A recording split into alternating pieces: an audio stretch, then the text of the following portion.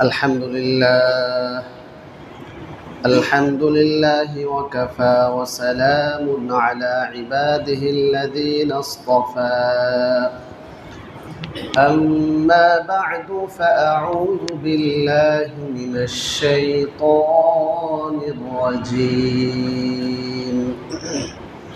بسم الله الرحمن الرحيم يا أيها الإنسان ما غرك بربك الكريم الذي خلقك فسواك فعدلك في أي صورة ما شاء ركبك كلا بل تكذبون بالدين وإن عليكم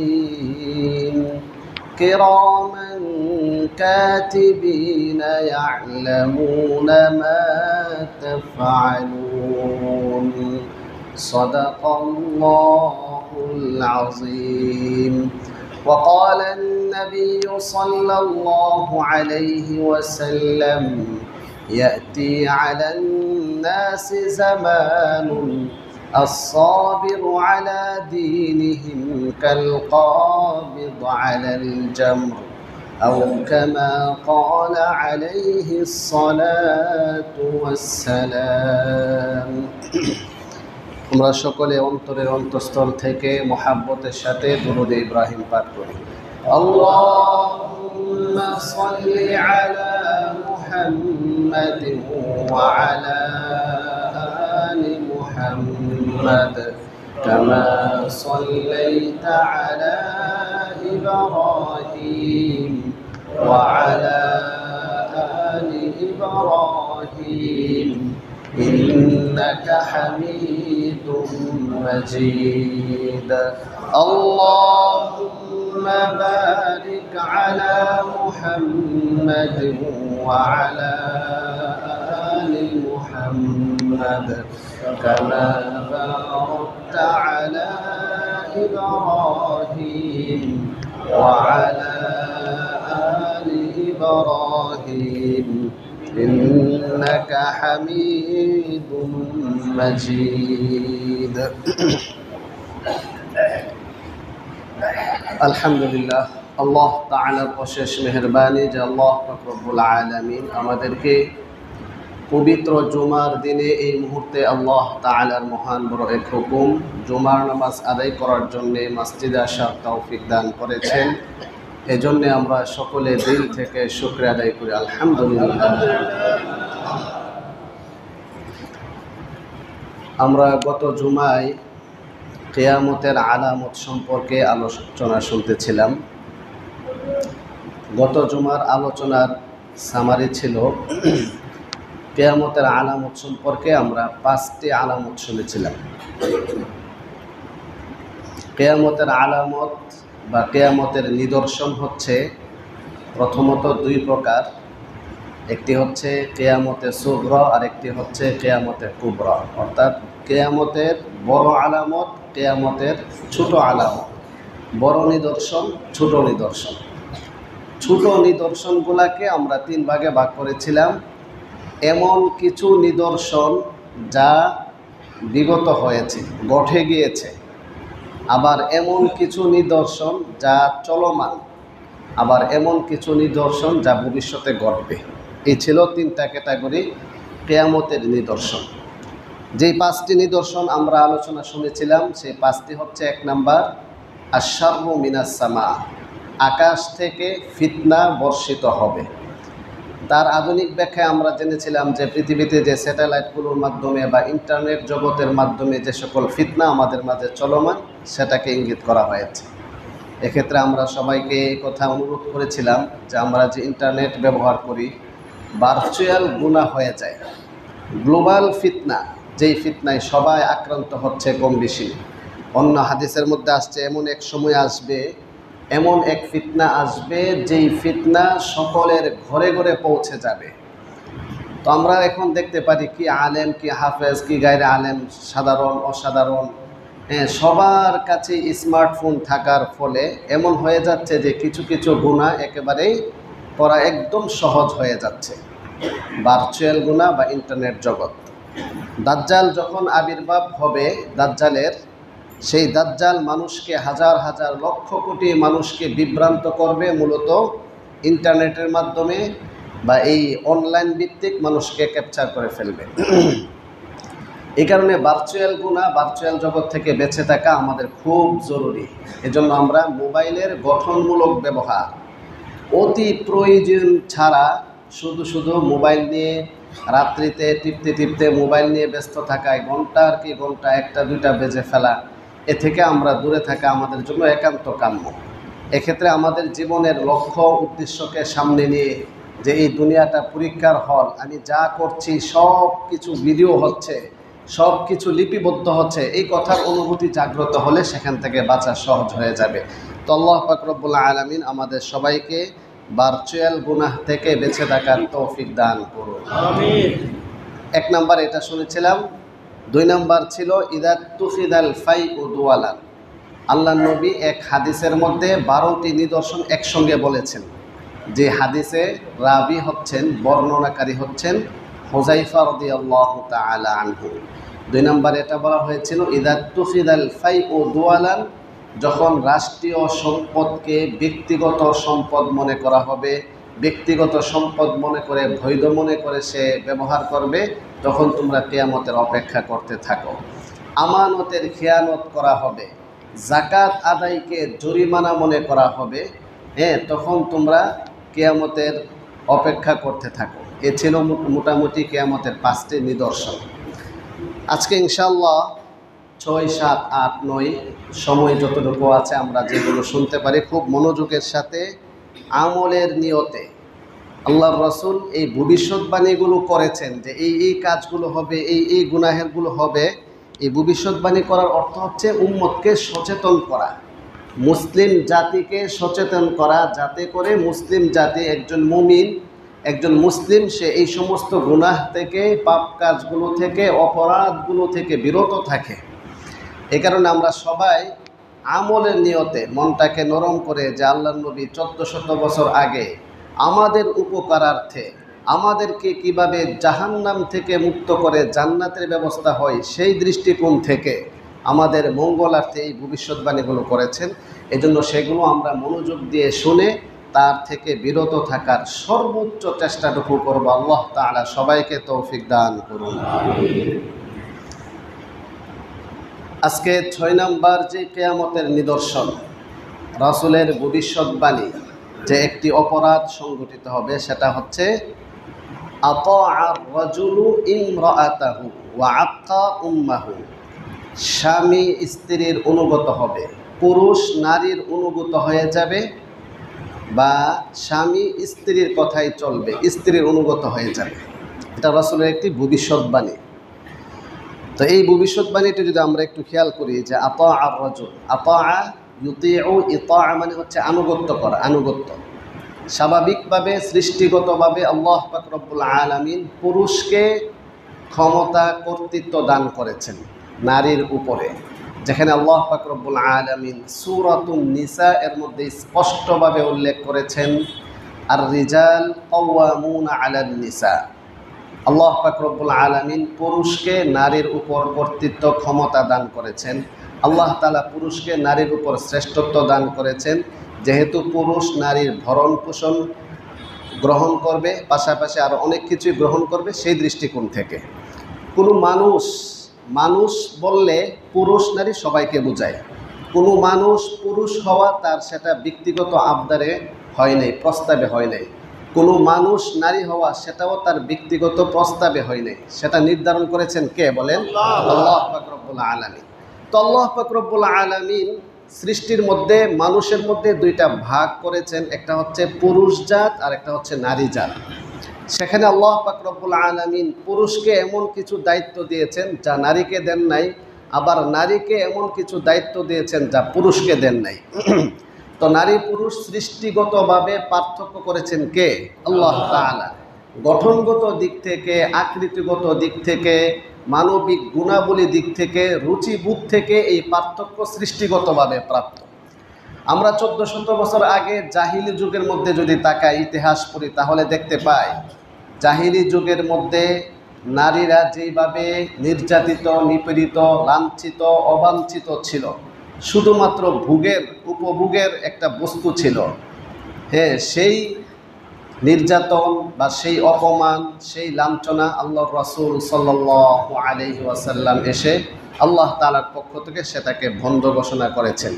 তারপরে আল্লাহ পাক রব্বুল আলামিন ইসলামী শরীয়তের মধ্যে এমন কিছু বিধান দিয়েছেন, যেই বিধানের মাধ্যমে পুরুষ তার দায়িত্ব পালন করবে, নারী তার দায়িত্ব পালন করবে। নারীকে ইসলাম যেই পরিমাণ মর্যাদা দিয়েছেন, নারীকে ইসলাম যেই পরিমাণ সম্মানিত করেছেন, আর কোনো ধর্মে, আর কোনো ব্যবস্থাপনায়, মতবাদে নারীকে এত সম্মান আর এত মর্যাদা আর এত অধিকার দেয় নেই। তো এই কারণে যেখানে আল্লাহ পাক রব্বুল আলামিন নারীকে যে দায়িত্ব দিয়েছেন সে দায়িত্ব পালন করবে, পুরুষকে যে দায়িত্ব দিয়েছেন সে দায়িত্ব পালন করবে। নারী একজন পুরুষ ছাড়া, পুরুষ একজন নারী ছাড়া উভয়ে কি বলেন, অসম্পূর্ণ। হ্যাঁ, একজন পুরুষ নারী ছাড়া চলতে পারবে না, একজন নারী পুরুষ ছাড়া চলতে পারবে না। এজন্য পরিবারের বন্ধন সিস্টেমটা আল্লাহ পাক রব্বুল আলামিন করেছেন এবং সেখানে কিছু বিধান দিয়েছেন, যে বিধানগুলো পালন না করার কারণে অশান্তি হচ্ছে। দেখেন, আল্লাহ পাক রব্বুল আলামিন পুরুষকে স্পষ্ট ভাষায় বলেছেন হাদিস শরীফের মধ্যে, ইয়া মা'শারাশ শাবাব, সে হে যুবক সম্প্রদায়, পুরুষ সম্প্রদায়, মান কানা ইউমিনু বিল্লাহি ওয়াল ইয়াউমিল আখির ফাস্তাউসু বিন নিসাই খায়রা, তোমাদের মধ্য থেকে যারা আল্লাহকে বিশ্বাস করে, পরকালকে বিশ্বাস করে, তারা যেন নারীর সাথে উত্তম আচরণ করে, ভালো আচরণ করে। খুব ভালো করে খেয়াল করবেন, আমরা এখানে যারা আছে, আমরা পুরুষ মা বোনরা, আমাদের এই আওয়াজ শুনছে কিনা জানি না, আমরা এখান থেকে এই মেসেজগুলো পৌঁছাবো যে পুরুষকে কেন্দ্র করে আল্লাহ পাক রব্বুল আলামিন কি বিধান দিয়েছেন, আবার নারীকে কি বিধান দিয়েছেন। তো পুরুষকে স্পষ্টভাবে নির্দেশনা দেওয়া হয়েছে যে তোমরা নারীদের সাথে ভালো আচরণ করো। ফাইন্নাহুন্না খুলিকনা মিন দিলাইন, নারী জাতিকে সৃষ্টি করা হয়েছে পাঁজরের বাঁকা হাড্ডি থেকে। তাদের মধ্যে কিছু মান অভিমান বা কিছু উল্টাপাল্টা থাকতে পারে, সেক্ষেত্রে তোমাদের ধৈর্যের পরিচয় দিয়ে তাদেরকে ভালো আচরণ করতে হবে। তাদের এই বাঁকা হাড্ডিকে যদি বাঁকাই ছেড়ে দাও, সেটাকে যদি সোজা করতে যাও তাহলে ভেঙে যাবে, আর যদি বাঁকাই ছেড়ে দাও তাহলে সেটা বাঁকাই থাকবে। ফাস্তাউসু বিন নিসাই খায়রা, অতএব তোমরা নারীদের সাথে ভালো আচরণ করো। তাহলে এখানে আল্লাহর রাসূল স্পষ্ট নির্দেশনা দিয়েছেন, হে পুরুষ জাত, হে স্বামী জাত, তোমরা নারীদের সাথে ভালো আচরণ করো। অপর দিক থেকে নারীদেরকে বলেছেন, হে নারী সম্প্রদায়, তোমরা শোনো, স্বামীর আনুগত্য করো, স্বামীর সাথে ভালো আচরণ করো, ভালো ব্যবহার করো। স্বামীর সন্তুষ্টিতে রয়েছে রবের সন্তুষ্টি। সুবহানাল্লাহ। এদিক থেকে আবার পুরুষ জাতকে আবার বলেছেন, এই শোনো, নারী যেমন স্ত্রী হয়, নারী আবার মা হয়, নারী বোন হয়, নারী নিজের মেয়ে হয়, কন্যা হয়। নারী যখন কন্যা সন্তান, সে আল্লাহ তাআলার রহমত। জাহিলি যুগের মধ্যে যখন কন্যা সন্তান হইতো, স্পষ্ট আয়াতে আছে, ওয়াইদা বুশশিরা আহাদুহুম বিল উনসা যাল্লা ওয়াজহুহু মুসওয়াদ্দা, যখন তাদের সন্তান নারী হইতো, কন্যা হইতো, আর এই সংবাদ যখন পুরুষের কাছে যেত, তখন তার চেহারা মলিন হয়ে যেত, কালো হয়ে যেত। ইসলাম এসে অনেক সুসংবাদ দিয়েছে, যার 3 জন মেয়ে কন্যা সন্তান হবে, রাসূল বলেন আল্লাহ তাআলা তাকে জান্নাত ওয়াজিব করে দিবেন। সুবহানাল্লাহ। অতএব যাদের কন্যা সন্তান হলে একটু খারাপ লাগে যে 3টা কন্যা সন্তান হয়ে গেছে, এমনও থাকতে পারে যে 4 জন 5 জন কন্যা সন্তান হয়েছে, ছেলে সন্তানের খুব আশা, সেজন্য আপনি দোয়া করতে পারেন, কিন্তু মন খারাপের কিছু নয়। এই ফয়সালা কে করবেন বলেন? আল্লাহ তাআলা। আল্লাহ তাআলার কাছে আমরা দোয়া করতে পারি যে আল্লাহ, আপনি আমাকে একটা ছেলে সন্তান দান করেন। কিন্তু কন্যা সন্তান, একজন নারী যখন কন্যা হয় তখন সেটা আল্লাহ তাআলার পক্ষ থেকে বিশেষ রহমত। নারী যখন বোন হয়, বোন, আমার বোন, আপন বোন হয়, তখন সেটা আমার জন্য আমানত, আমার বোনের আমানত রক্ষা করতে হবে। নারী যখন স্ত্রী হয় তখন নিয়ামত। বলে নারী যখন স্ত্রী তখন কি সেটা নিয়ামত। নারী যখন মা হয় তখন জান্নাত। সুবহানাল্লাহ। তো বলেন নারীর মর্যাদা ইসলাম দিয়েছে কিনা বলেন? তাহলে এই কথাটা একটু, এই পয়েন্টটা একটু ভালো করে সেট আপ দিতে হবে যে নারী যখন কন্যা হয় তখন কি রহমত। এটা সবাইকে একটু বুঝতে করতে হবে। এগুলা কোরআন শরীফ, কোরআনের আয়াত ও হাদিসের সার নির্দেশ বলা হচ্ছে আর কি, যে নারী যখন কন্যা সন্তান হয়, মেয়ে হয় তখন রহমত। নারী যখন বোন হয় তখন আমানত। নারী যখন স্ত্রী হয় নিয়ামত। নারী যখন মা হয় জান্নাত। আল জান্নাতু তাহতা আকদামিল উম্মাহাত। মায়ের পায়ের নিচে জান্নাতের ব্যবস্থা রেখেছেন। এজন্য আল্লাহ রাসূল বলেন রিদার রব্বি ফি রিদাল ওয়ালিদ। মাতা পিতার সন্তুষ্টিতে রয়েছে রবের সন্তুষ্টি, মাতা পিতার অসন্তুষ্টিতে রয়েছে রবের অসন্তুষ্টি। এজন্য আল্লাহ পাক রব্বুল আলামিন কোরআনে কারীমের ৭ জায়গায় সুস্পষ্টভাবে দ্ব্যর্থহীনভাবে বলেছেন ওয়াওয়াসাইনাল ইনসানা বিওয়ালিদাইহি ইহসানা। হে মানব জাতি শুনো, মানুষকে আমি জোরালো নির্দেশ দিচ্ছি। এই নির্দেশটা নরমাল নির্দেশ নয়, খুব ভালো করে বুঝতে হবে যে আল্লাহ তাআলা যে শব্দ চয়ন করেছেন, যেই বর্ণনা ভঙ্গি। সাধারণত নামাজের ক্ষেত্রে বলেছেন আকিমুস সালাহ, তোমরা নামাজ কায়েম করো। রোজার ক্ষেত্রে বলেছেন কুতিবা আলাইকুমুস সিয়াম, সিয়াম তোমাদের উপর ফরজ করা হয়েছে। এভাবে বিধান দেওয়া হয়েছে। কিন্তু পিতা মাতার সাথে সদাচরণের ক্ষেত্রে আল্লাহ তাআলা যে শব্দ চয়ন করেছেন, বলেছেন আমি মানুষকে জোরালো নির্দেশ দিচ্ছি তোমরা পিতা মাতার সাথে সদাচরণ করো। তো বলেন পিতা মাতার সাথে সদাচরণ করা কার নির্দেশ? আল্লাহ তাআলার নির্দেশ। এই নির্দেশটা কি নরমাল শব্দে না জোরালোভাবে? জোরালোভাবে। আবার আরেকটা লক্ষণীয় বিষয়, সূক্ষ্ম একটা গ্রামাটিক্যাল রহস্য হচ্ছে, যেখানে আল্লাহ পাক রব্বুল আলামিন শিরিকের কথা নিষেধ করেছেন যে লা তুশরিক বিল্লাহ, যে তোমরা আল্লাহ তাআলার সাথে শিরিক করবে না, সেখানেই একটু পরে বলেছেন যে তোমরা মাতা পিতার সাথে সদাচরণ করো। যে শিরিক হচ্ছে ইসলামের সবচেয়ে বড় পাপ, সেই মহা পাপ উল্লেখ করার পর এ কথা উল্লেখ করেছেন যে তোমরা পিতা মাতার সাথে সদাচরণ করো। তাহলে বলেন পিতা মাতার সাথে সদাচরণ করাটা কি পরিমাণ গুরুত্বের দাবি রাখে। এই জন্য একজন সন্তানকে যদি এই দিন শিক্ষা না দেওয়া হয়, সন্তানকে যদি কোরআন শিক্ষা না দেওয়া হয়, তাহলে এই পিতা মাতার হক, আল্লাহ তাআলার যে নির্দেশগুলা, এগুলা সে উপলব্ধি করবে না। উপলব্ধি না করলে কি হবে? বিপরীত হবে, শান্তি আসবে না, পিতা মাতার হক সে আদায় করবে না। এই কারণে একজন অভিভাবকের উপর, পিতা মাতার উপর সন্তানকে কোরআন শিক্ষা দেওয়া, সন্তানকে দ্বীনের মৌলিক শিক্ষা দেওয়া মা বাবার উপর, অভিভাবকের উপর ফরজ আইন। এই কারণে এই বিধানটা আমরা সবাই খেয়াল করবো। আল্লাহ তাআলা আমাদের সবাইকে সন্তানদেরকে দ্বীনি শিক্ষায় শিক্ষিত করার তৌফিক দান করুন। আচ্ছা, তাহলে আমরা এখানে চারজন নারীর 4টা শব্দ আমরা জানলাম, সেটা আবার রিপিট করছি। বলেন, নারী যখন কন্যা সন্তান হয়, মেয়ে হয়, তখন রহমত। নারী যখন বোন হয় তখন আমানত। নারী যখন স্ত্রী হয় তখন নিয়ামত। নারী যখন মা হয় জান্নাত হয়। তো এই জন্য মায়ের সাথে সদাচরণ করা, যাদের মা বাবা দুনিয়া থেকে চিরবিদায় নিয়েছে, তাদের জন্য আপনারা সবসময় আমরা 5 ওয়াক্ত নামাজের পরে আমরা এই দোয়া করি, যেই দোয়া মানব রচিত নয়, যেই দোয়া স্বয়ং সরাসরি শব্দ চয়ন করে আল্লাহ তাআলা শিক্ষা দিয়েছেন, সেই দোয়াটি হলো রব্বির হামহুমা কামা রব্বায়ানি সগীরা। হে আমার রব, আপনি আমার মাতা পিতাকে আপনি রহম করুন, দয়া করুন, যেভাবে আমাকে ছোট্টবেলা শিশুকালীন সময়ে আমাকে যেইভাবে লালন পালন করেছেন, আমাকে যেইভাবে আদর স্নেহ ভালোবাসা মায়া মমতা দেখিয়েছেন, হ্যাঁ ঠিক সেইভাবে আপনিও আমার মা বাবাকে সেইভাবে আপনি রহমত করুন, রহমত নাজিল করুন। তো এই দোয়ার এই আয়াতের ব্যাখ্যায় তাফসিরে জালালাইন, যারা নাম শুনেছেন, তাফসিরে জালালাইনের মধ্যে এই আয়াতের ব্যাখ্যায় উলামায়ে কেরাম মুফাসসিরিনে কেরাম লিখেন, একজন সন্তানের উপর 5 ওয়াক্ত নামাজের পরে এই দোয়াটি করা কেউ কেউ ওয়াজিব বলেছেন।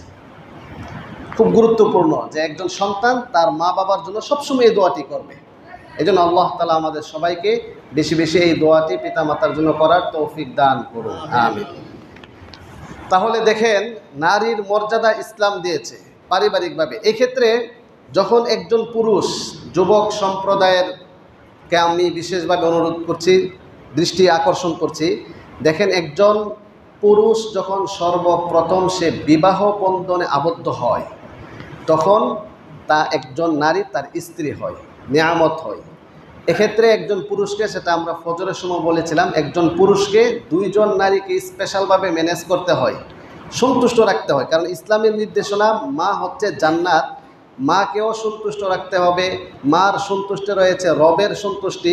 অপর দিক থেকে স্ত্রীর সাথে ভালো আচরণ করতে বলা হয়েছে, তাহলে স্ত্রীর সন্তুষ্টিও কাম্য।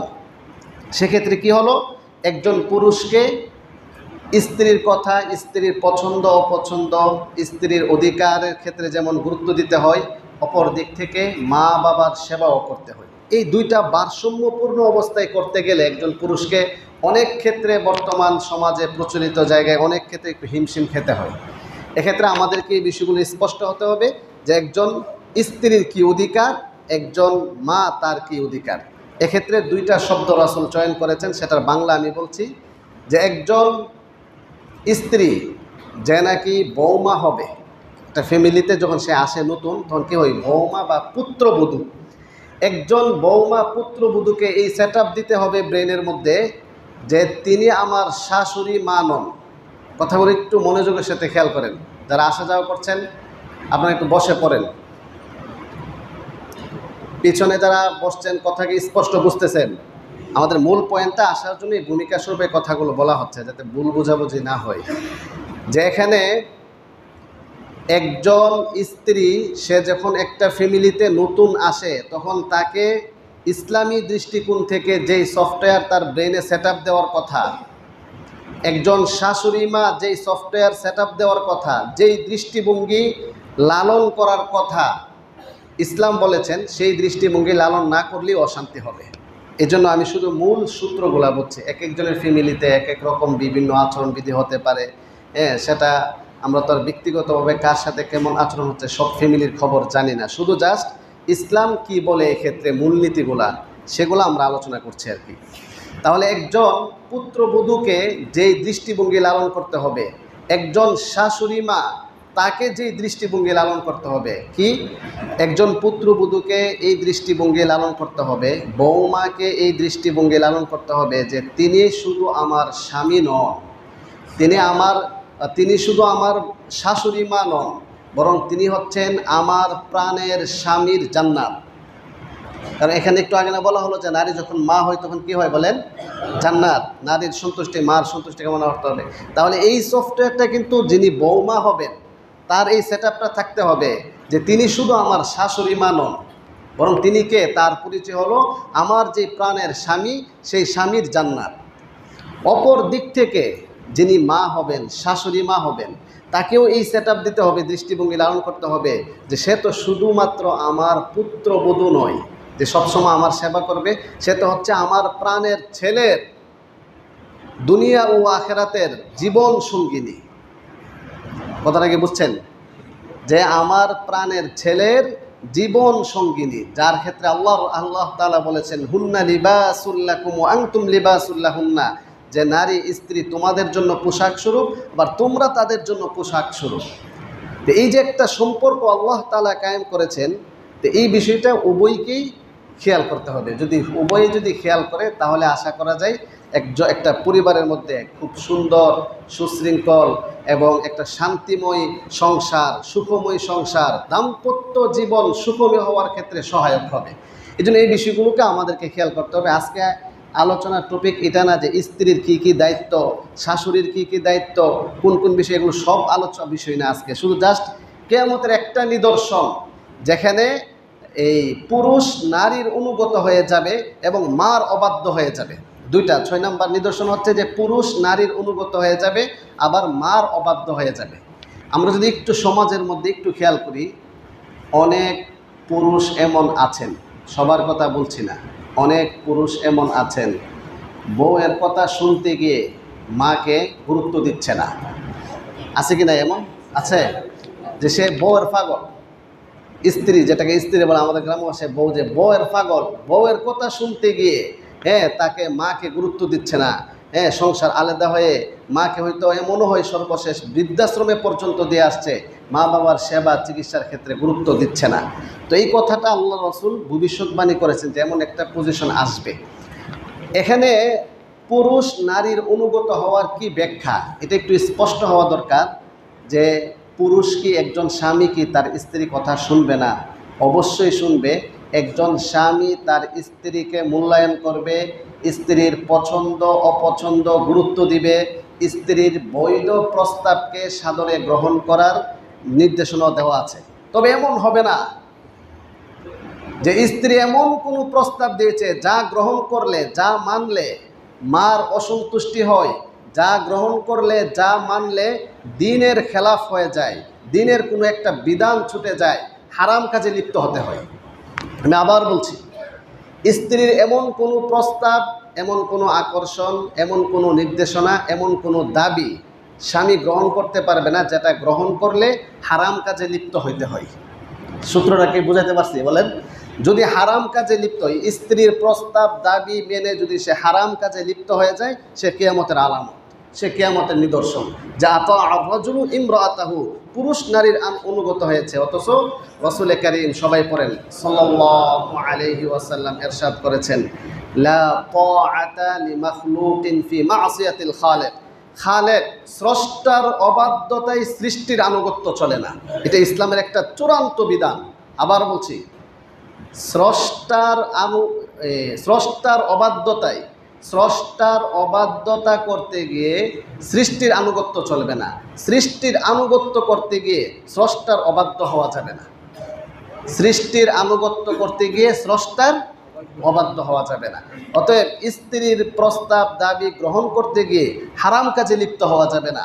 মা বাবার এত সম্মান, এত মূল্যায়ন করতে, এত শিষ্টাচার রক্ষা করতে আল্লাহ এবং রাসূল নির্দেশনা দিয়েছেন।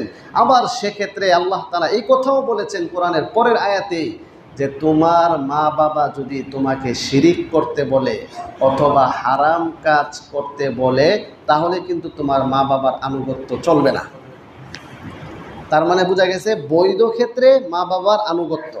বৈধ কোনো প্রস্তাব যদি মা বাবা তার সন্তানকে দেয় যে বাবা আমার তো এটা মনে চাচ্ছে, এই কাজটা করতে মনে চাচ্ছে, তুমি এটা করো, তাহলে সেটা মানতে হবে। কিন্তু সেটা যদি অবৈধ ক্ষেত্রে চলে যায় তাহলে কি মানা যাবে বলেন? তাহলে মানা যাবে না। যদি কেউ স্ত্রীকে এত মূল্যায়ন, এত ভালোবাসা, জান কলিজা টিয়া পাখি এমন যে সে হারাম কাজে লিপ্ত হয়ে যাচ্ছে, তাহলে এই কিয়ামতের নিদর্শনে সে পড়ে যাবে যে আতা আর রাজুলু ইমরাআতাহু, যে সে পুরুষ নারীর অনুগত হয়ে গিয়েছে। এখন বর্তমানে কেউ মাইন্ড করবেন না, বর্তমানে নারী নির্যাতনের মামলাকে যেইভাবে মূল্যায়ন করা হয়, বা নারীবাদী সংগঠনের পক্ষ থেকে নারীর অধিকার আদায়ে যেই পরিমাণ সোচ্চার, কিন্তু নারীর দায়িত্ব পালনে নারীবাদী সংগঠনের কোনো আওয়াজ নেই, কথা নাই। যে একজন নারীর যেমন অধিকার আছে তার দায়িত্ব আছে না? তাহলে নারীর দায়িত্ব পালনে সবাইকে সচেতন হতে হবে। ইসলামের সূত্র হচ্ছে কোনো অধিকার আদায় করতে গেলে দায়িত্ব পালন আগে। যদি দায়িত্ব পালনে সচেতন হয় তাহলে অধিকার আদায় সহজ হয়। আমি আবার বলছি সূত্রটা, যে দায়িত্ব পালনে সচেতন হলে, দায়িত্ব যথাযথভাবে পালন করলে, বলেন অধিকার আদায় কষ্ট না সহজ?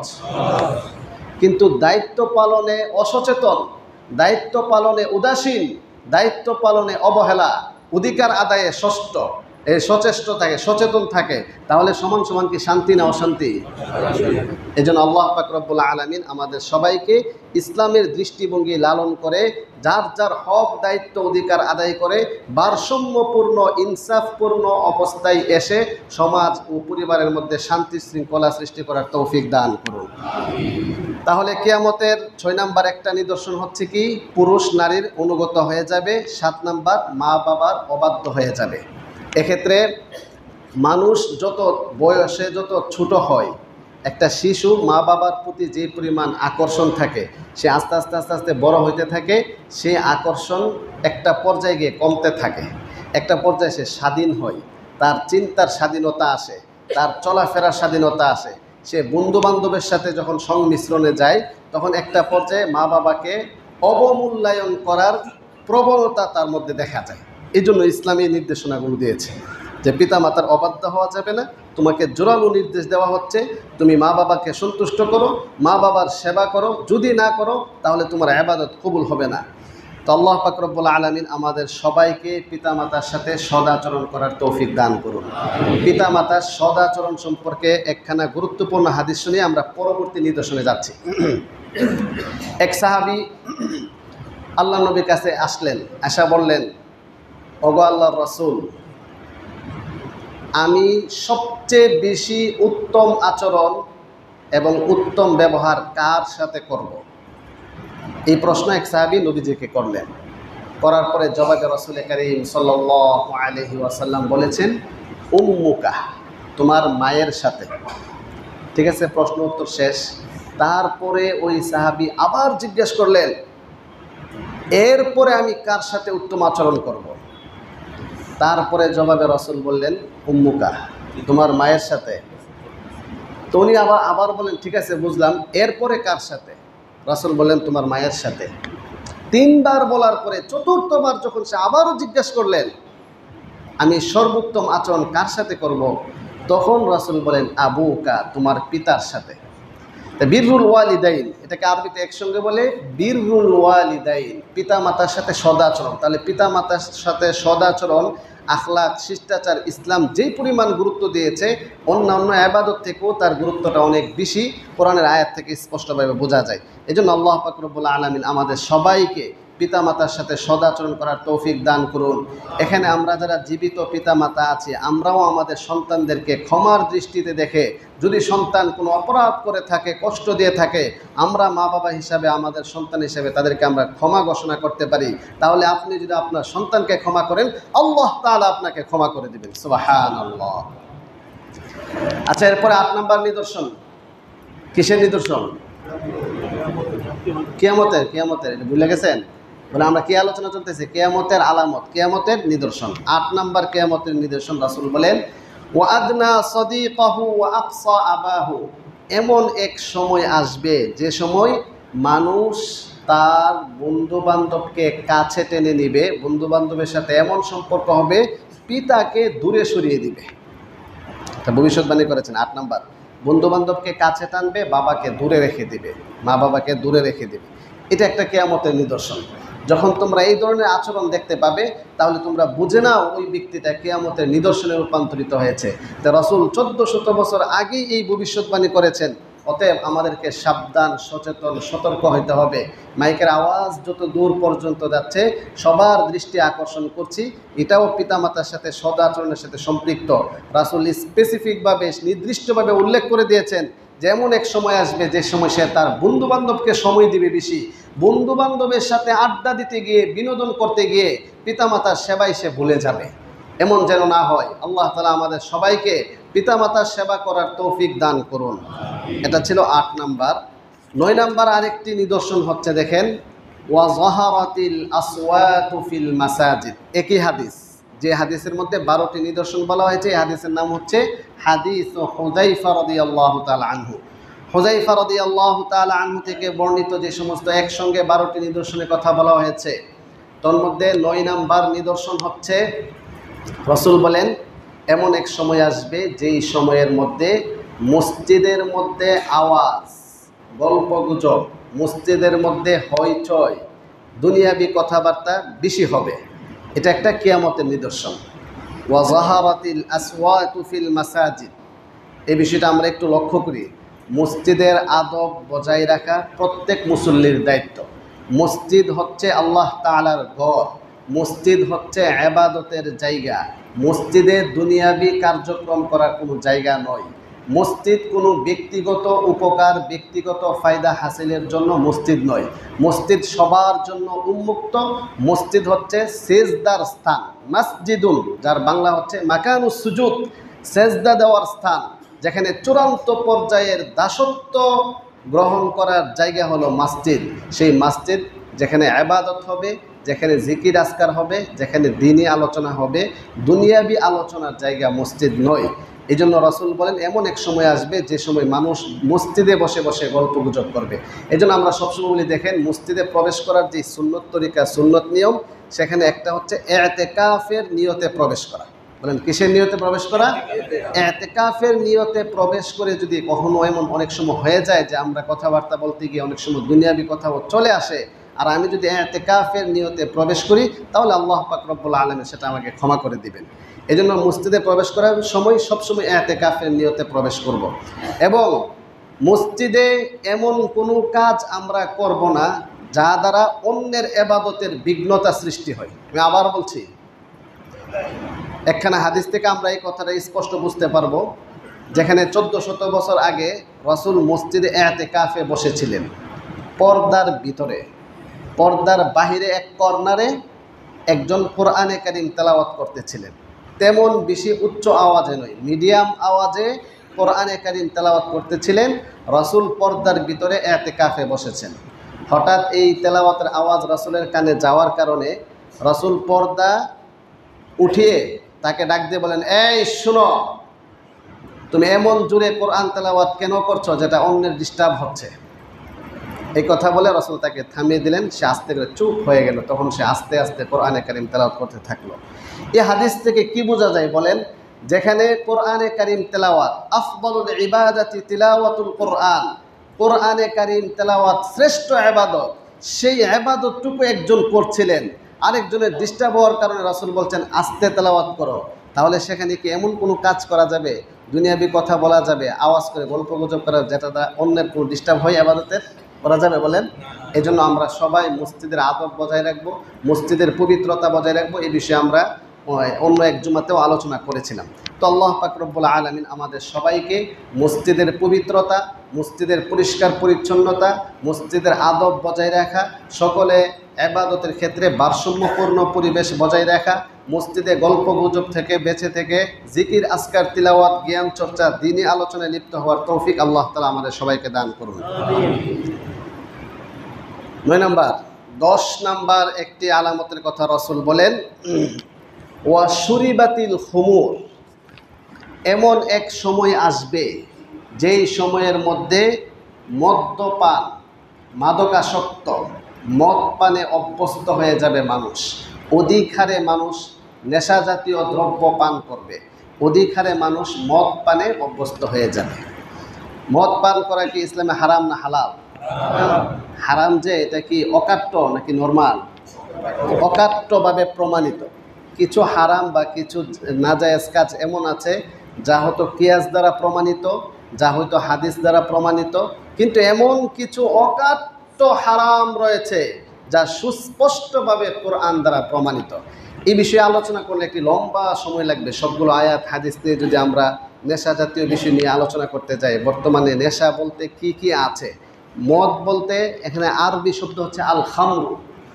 তো আল খামরু এই শব্দটার অ্যারাবিক একটা ডিফিনেশন আছে, এটা হচ্ছে যে কুল্লু মা সাকারাল আকল, প্রত্যেক ওই জিনিস যা ব্রেনকে, সেন্সকে হ্রাস করে দিই, সেন্সকে হ্রাস করে দিই, মাতালতা চলে আসে।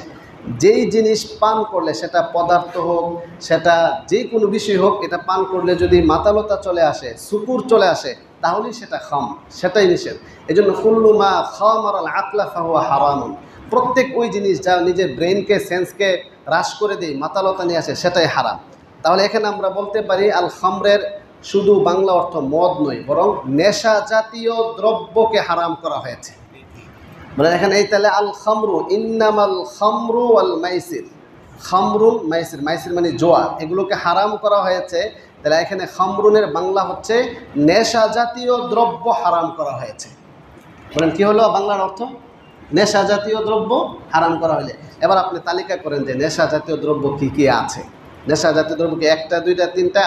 এমন অনেক নেশা জাতীয় দ্রব্য বের হয়েছে যেটা দেখতে খুব সুন্দর, চটকদার, হয়তো সুস্বাদু, ওপেনলি বিক্রি করা হচ্ছে, কিন্তু এখানে নেশা আছে। এই কারণে এই বিষয়গুলো লম্বা আলোচনা ইনশাল্লাহ অন্য কোনো এক সময়। মাদকাসক্ত হওয়া, মাদক থেকে বেঁচে থাকার জন্য কী কী করণীয়, সেক্ষেত্রে আমাদের কী কী করণীয় আছে, সেগুলো অনেক লম্বা আলোচনা। কিন্তু রসুল যে কিয়ামতের আলামত হিসাবে উল্লেখ করেছেন এক হাদিসে 12টি আলোচনার মধ্যে এটা একটা আলোচনা, যে এমন এক সময় আসবে যে সময় ওয়াসুরিবাতিল খুমুর, নেশা জাতীয় দ্রব্য অধিক হারে পান করা হবে, সহজলভ্য হয়ে যাবে। এজন্য এই বিষয়ে সবাইকে সচেতন। প্রত্যেক অভিভাবক যদি তার সন্তানের ব্যাপারে সচেতন হয়ে যায় যে আমার সন্তান নেশা জাতীয় দ্রব্য পান করছে কিনা, এক্ষেত্রে যদি সবাই সচেতন হয়ে যায় তাহলে ইনশাআল্লাহ এটা অনেক সহজ হবে। এখানে আমরা সব শ্রেণীর লোক আমরা আছি, অনেক রাজনৈতিক বিন্দু, অনেক প্রশাসনের লোকও আপনারা থাকতে পারেন। আমরা যদি সকলে সম্মিলিতভাবে আমরা চেষ্টা করে কিভাবে অত্র এলাকাটা মাদক দ্রব্য মুক্ত, নেশা জাতীয় দ্রব্য মুক্ত হয়ে যায়, সেই চেষ্টাটুকু যদি আমরা সবাই করি তাহলে ইনশাআল্লাহ এক্ষেত্রে সফল হওয়া সহজ হবে, অধিক কার্যকর হবে। আপনার একটু মেহনত, পরিশ্রম, বুঝানো, দাওয়াতের মাধ্যমে যদি একটা ব্যক্তি নেশা থেকে ফিরে আসে, তাহলে রসুল বলেন ওয়াল্লাহি, কসম আল্লাহ তাআলার, আপনার মাধ্যমে একটা ব্যক্তি নেশা থেকে মুক্ত হওয়ার কারণে আপনি আরবের সবচেয়ে বড় লাল উটনি সহ এবং দুনিয়া ও দুনিয়াতে যা কিছু আছে সব কিছুকে থেকে উত্তম হবে আপনার এই কাজটা। সুবহানাল্লাহ। এই জন্য আমরা সবাই সচেতন থাকবো তো ইনশাআল্লাহ। আল্লাহ তাআলা আমাদের সবাইকে তৌফিক দান করুন। এই হচ্ছে 10 নাম্বার।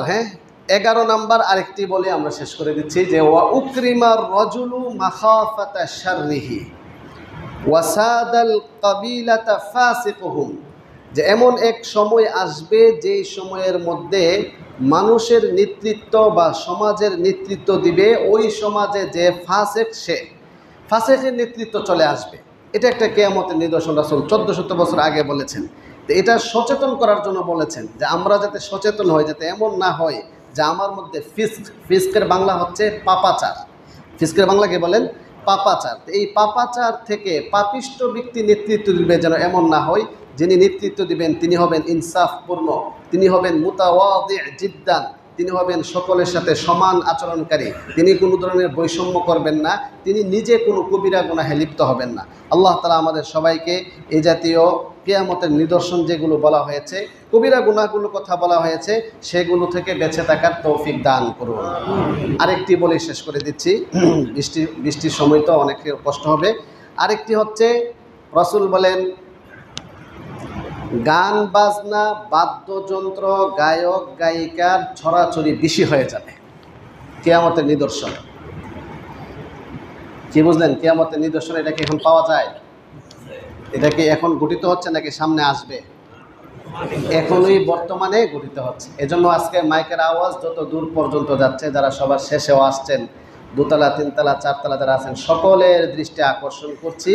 এখানে ইনশাল্লাহ অন্য এক সময় গান বাজনার ডিফিনেশন, বাদ্যযন্ত্র গায়িকা সম্পর্কে বিস্তারিত আলোচনা করা হবে। শুধু এই হাদিসের মধ্যে রাসূল যে ভবিষ্যৎবাণী করলেন, এমন এক সময় আসবে যেই সময়ের মধ্যে সমাজে গান বাজনা, বাদ্যযন্ত্র, গায়ক গায়িকা সেগুলোর ছড়াছড়ি বেশি হয়ে যাবে, তখন তোমরা বুঝবে যে এরা হচ্ছে কিয়ামতের নিদর্শন। এদের থেকে তোমাদেরকে বেঁচে থাকতে হবে। আল্লাহ পাক রব্বুল আলামিন আমাদের সবাইকে এই ধরনের কবিরা গুনাহগুলো থেকে বেঁচে থাকার তৌফিক দান করুন। তাহলে আজকের জুমার আলোচনা থেকে আমরা কি জানতে পারলাম? আমাদের আলোচনার ধারাবাহিক সিরিজ ছিল কিয়ামতের নিদর্শন। আমি সংক্ষিপ্তভাবে এই কথাগুলো আবার বলছি, যে কিয়ামতের নিদর্শন, মহাপ্রলয়, পৃথিবী যেই ধ্বংস হবে তার কিছু পূর্ব লক্ষণ, পূর্বাভাস নিদর্শন রাসূল উল্লেখ করেছেন। তার মধ্যে ছোট নিদর্শন, বড় নিদর্শন। বড় নিদর্শন হচ্ছে 10টি, ছোট নিদর্শন অনেকগুলোর মধ্যে থেকে আমরা 3টা ক্যাটাগরিতে ভাগ করেছি। কিয়ামতের এমন কিছু আলামত যা বিগত হয়ে গিয়েছে, কিয়ামতের এমন কিছু নিদর্শন যা বর্তমানে চলমান, কিয়ামতের এমন কিছু নিদর্শন যা ভবিষ্যতে ঘটবে, সেগুলো ইনশাআল্লাহ ধারাবাহিকভাবে সিরিজ আকারে আমরা আলোচনা করব। আজকে যে কয়েকটি আলোচনা করা হলো এর মধ্যে 1 নাম্বার হলো যে পুরুষ নারীর অনুগত হয়ে যাবে, এটা একটা কিয়ামতের নিদর্শন। পিতামাতার অবাধ্যতা করা হবে, এটা একটা কিয়ামতের নিদর্শন। এবং মদ পান করা হবে, বেশি অধিক হারে মদ্যপানে অভ্যস্ত হবে, এটা একটা কিয়ামতের নিদর্শন। মসজিদে দুনিয়াবি কথাবার্তার বেড়ে যাবে, সেটা একটা কিয়ামতের নিদর্শন। তো আল্লাহ পাক রব্বুল আলামিন আমাদের সবাইকে এই সকল নিদর্শনাবলী থেকে সচেতন হয়ে সব ধরনের কবিরা গুনাহ থেকে বেঁচে থাকার তৌফিক আমাদের সবাইকে দান করুন। ওয়া আখিরু দাওয়ানা আলহামদুলিল্লাহি রাব্বিল আলামিন। আমরা যারা সুন্নাত নামাজ